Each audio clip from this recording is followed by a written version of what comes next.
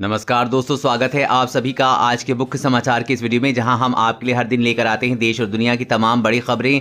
एक एक करके सभी बड़ी खबरों के बारे में आपको सटीक जानकारी देंगे। बस आप इस वीडियो के साथ अंत तक बने रहें। साथ ही आपसे एक छोटी सी रिक्वेस्ट है कि मुझे इस वीडियो को बनाने में बहुत मेहनत लगती है, तो इस मेहनत के लिए वीडियो पर एक लाइक जरूर कीजिएगा। साथ ही वीडियो के नीचे दिए गए इस लाल बटन को दबाकर चैनल को सब्सक्राइब कीजिए और इस घंटी को भी दबाइए, ताकि आपको दिन भर की बड़ी खबरों की जानकारी लगातार मिलती रहे। तो चलिए दोस्तों, एक एक करके सभी बड़ी खबरों के बारे में जान लेते हैं। तो दोस्तों, आज की पहली बड़ी खबर की अपडेट की बात करें तो स्टडी 5 महीने बाद भी पूरी तरह ठीक नहीं हो पाए कोरोना मरीज। जी हां, कोरोना संक्रमण के चलते अस्पताल में भर्ती हुए ज्यादातर मरीज डिस्चार्ज होने के 5 महीने के बाद भी पूरी तरह से ठीक नहीं हो पाए हैं। यह खुलासा ब्रिटेन में हुए एक अध्ययन में हुआ है। शोधकर्ताओं ने पाया है कि संक्रमण से उबर चुके लोगों में वायरस का नकारात्मक प्रभाव शारीरिक और मानसिक स्वास्थ्य पर लगातार बना हुआ है। इसका असर संक्रमित लोगों के कार्य करने की क्षमता पर पड़ा है। National institute for health research के नेतृत्व में पूरे ब्रिटेन में हुए इस अध्ययन में कोरोना वायरस के रोगियों का विश्लेषण किया गया है, जिन्हें अस्पताल में छुट्टी दी गई थी। अध्ययन के मुताबिक 25% से ज्यादा लोगों में तनाव और अवसाद के महत्वपूर्ण लक्षण देखने को मिले हैं। 12% लोगों में PTSD के लक्षण देखने को मिले हैं। वैज्ञानिकों ने बयान में कहा है कि कोरोना वायरस संक्रमण के इलाज के लिए 5 महीने बाद हमारे अध्ययन में मानसिक, शारीरिक स्वास्थ्य और मानव अंगों का वायरस के गंभीर परिणाम के बड़े साक्ष्य मिले हैं। उन्होंने कहा कि अध्ययन में स्पष्ट हो गया है कि जिन लोगों को इलाज में वेंटिलेटर की आवश्यकता पड़ी थी, उन्हें ICU में भर्ती कराया गया था, वो उन्हें ठीक होने में काफी समय लगेगा। और अगली बड़ी खबर की बात, हवा में फैल चुका है वायरस, सरकार ने कहा घर में ही पहने मास्क। जी हां, देश में कोरोना के मामले लगातार बढ़ते जा रहे हैं। इस बीच केंद्र सरकार ने एक और जहां जनता से कोविड-19 महामारी से नहीं घबराने की अपील करते हुए कहा है कि वो चिकित्सकीय ऑक्सीजन की आपूर्ति संबंधी दिक्कतों को दूर करने का प्रयास कर रही है। वहीं दूसरी ओर सरकार ने यह भी कहा है कि अब ऐसा समय आ गया है कि लोगों को घर के भीतर भी मास्क पहनकर रहना चाहिए और मेहमानों को अपने घरों में आमंत्रित नहीं करना चाहिए। नीति आयोग के सदस्य डॉक्टर VK पॉल ने कहा है कि ये समय किसी को भी घर पर आमंत्रण देने का नहीं है, बल्कि घर पर रहने और घर पर ही मास्क लगाकर रहने का है। स्वास्थ्य मंत्रालय ने जानकारी देते हुए बताया है कि महाराष्ट्र, यूपी, कर्नाटक, केरल, राजस्थान, छत्तीसगढ़, गुजरात और तमिलनाडु में फिलहाल 1 लाख से अधिक सक्रिय मामले बने हुए हैं, लेकिन यहां भी धीरे धीरे सुधार देखने को मिल रहा है। नीति आयोग के सदस्य डॉक्टर VK पॉल ने कहा है कि महामारी के चलते हुए भी हमें वैक्सीनेशन और तेज गति से आगे लेकर जाना होगा। हम वैक्सीनेशन की गति को धीमा होने नहीं दे सकते हैं।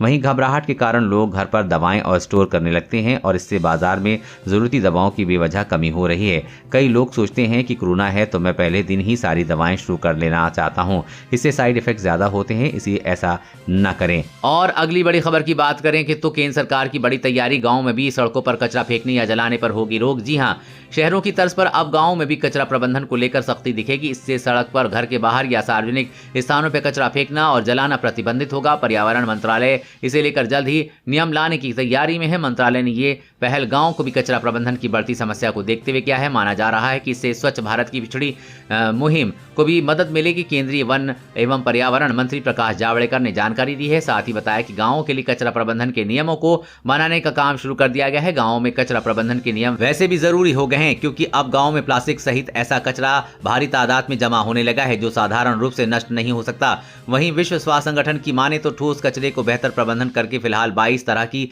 बीमारियों को नियंत्रित किया जा सकता है। अब जल्दी केंद्र सरकार गांव को भी सड़कों पर कचरा फेंकने पर या जलाने पर होगी रोक लगाएगी। और अगली बड़ी खबर की बात करें तो राशन देने पर अब नहीं चलेगी डीलर की मनमानी, इस टोल फ्री नंबर पर कर सकते हैं शिकायत। जी हां, कोरोना की दूसरी लहर में लोगों को खाने पीने की दिक्कत न हो, इसके लिए हाल ही में केंद्र सरकार ने 5 किलो निःशुल्क राशन दिए जाने का ऐलान किया है। मगर कई बार डीलर के मनमाने रवैये के चलते लाभार्थियों तक योजना का लाभ नहीं मिल पाता है।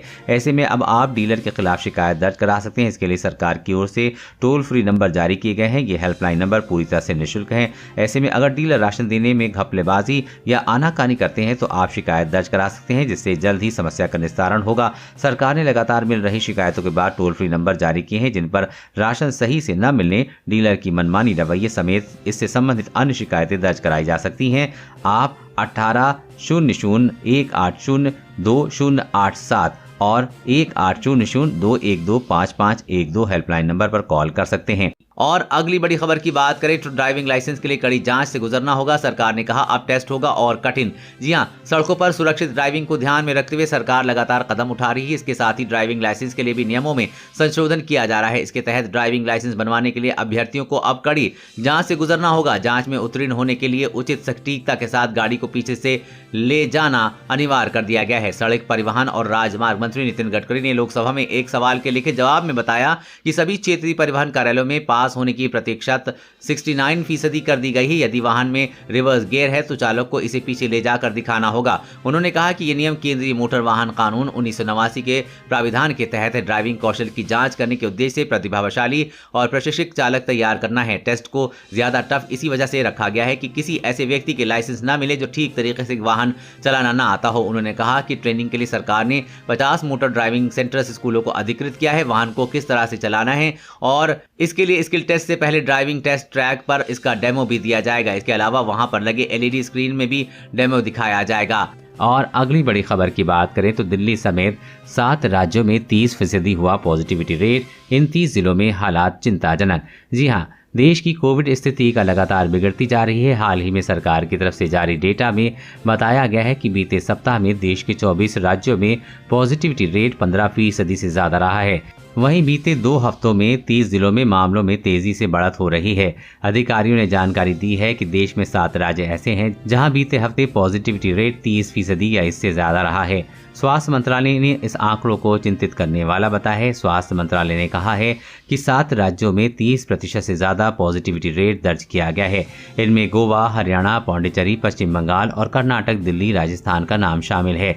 उन्होंने कहा कि केस पॉजिटिविटी इस बात से बड़े संकेत हैं कि देश में इस समय मामले कैसे फैल रहे हैं। उन्होंने बताया कि इस समय केवल 3 राज्यों में पॉजिटिविटी रेट 5% से कम है, जबकि 9 राज्यों में ये आंकड़ा 5 से 15% है।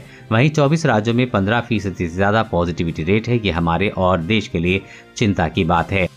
और अगली बड़ी खबर की बात करें तो सिगरेट पीने वाले ध्यान दें, लूज सिगरेट बिक्री पर बैन की तैयारी में सरकार। जानिए स्मोकर्स की राय। जी हां, सिगरेट व अन्य तंबाकू उत्पादों पर कानून में किए जा रहे बदलाव में खुली सिगरेट की बिक्री पर रोक और सिगरेट पीने के लिए तय स्थान के प्रस्ताव में धूम्रपान करने वालों का बड़ा वर्ग सहमति नहीं रखता है। एक अध्ययन में ये बात सामने आई कि नॉन कमर्शियल एंटिटी ने इसे लेकर दिल्ली, NCR, मुंबई, चेन्नई, बैंगलोर, कोलकाता, गुवाहाटी और वडोदरा सहित 14 शहरों में सर्वे किया।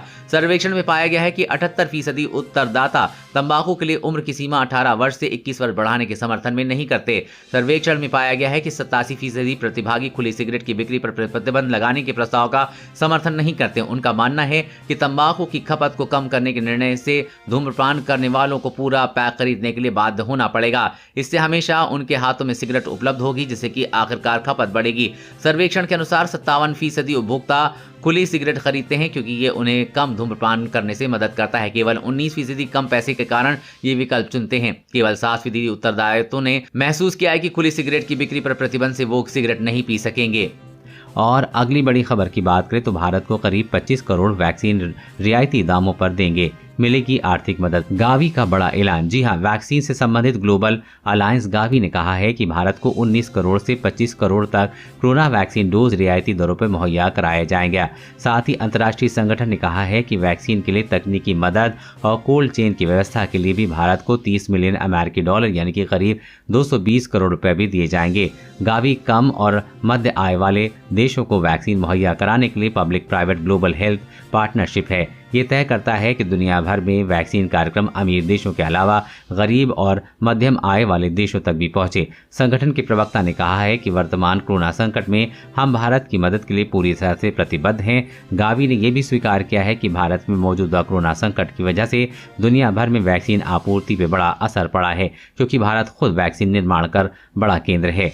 और अगली बड़ी खबर की बात करें तो अलर्ट, जियो ने अपने 40 करोड़ ग्राहकों को भेजा मैसेज, रहें सतर्क, नहीं हो जाएगा भारी नुकसान। जी हां, जियो हमेशा अपने ग्राहकों के लिए कमाल के ऑफर पेश करता है, चाहे वो ग्राहकों के लिए डेटा देने की बात हो या फिर उनकी सुरक्षा की। कंपनी हमेशा लोगों को जागरूक भी करती रहती है। हालांकि कंपनी की तमाम कोशिशों के बावजूद भी हैकर्स यूजर को अपना शिकार बना लेते हैं। इसलिए अब जियो ने अपने सभी ग्राहकों को सचेत रहने की चेतावनी दी है। कंपनी ने अपने सभी ग्राहकों को मैसेज भेजकर अलर्ट रहने के लिए कहा है और ऐसे किसी भी संदिग्ध मैसेज और कॉल का जवाब न देने की बात कही है। कंपनी ने कहा है कि KYC या फिर मुफ्त मोबाइल डेटा देने वाले मैसेज और कॉल कॉल से सावधान रहें, इस पर कोई भी प्रतिक्रिया ना दें क्योंकि ये ठग इससे आपको भारी नुकसान पहुंचा सकते हैं। आपको बता दें कि इस तरह के मैसेज पर अगर आप प्रतिक्रिया देते हैं तो हैकर्स आपको भारी नुकसान पहुंचा सकते हैं। दरअसल हैकर्स इन मैसेजेस की मदद से आपसे आपकी पर्सनल जानकारी जुटाना चाहते हैं। आपकी पर्सनल जानकारी पाकर वो आपके डेटा को चुरा सकते हैं और हो सकता है कि आपके अकाउंट को भी खाली कर दें। इसलिए कंपनी लगातार यूजर्स को ऐसे मैसेज पर प्रतिक्रिया न देने की बात कह रही है। दोस्तों, आज की खबर में बस इतना ही। इसी तरह हर रोज काम की खबरें जानने के लिए आप हमेशा हमारे साथ जुड़े रहें। हमारे साथ जुड़ने के लिए वीडियो के नीचे दिए गए इस लाल बटन को दबाएं और साथ ही